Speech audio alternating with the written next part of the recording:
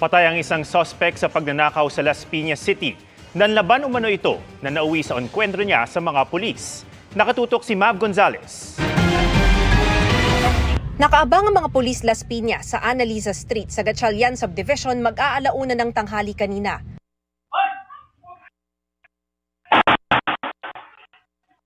Ilang segundo lamang, nagsimula na ang putukan at kumubli ang dalawang pulis sa likod ng isang AUV. Tumatakbo palapit sa kanila ang lalaking nakaitim na t-shirt at asul na short at nagtuloy-tuloy na ang putukan. Ang lalaking naka-shorts, suspect pala sa akyat bahay sa Olivares Guevara Compound sa Barangay Manuyo 2 at tinutugis ng mga pulis dahil nagnakaw ng baril. Pinasok yung bahay, nung pinasok na magnanakaw yung ating biktima, naalarma. So dahil sa retired Navy, ginawa niya yung kanyang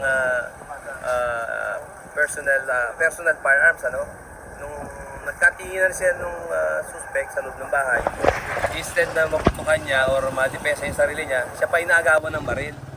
Nung lumabas ng bahay ang biktima para humingi ng saklolo, saktong dumadaan ang mga nakamotorsiklong pulis na regular na nagpapatrolya sa subdivision.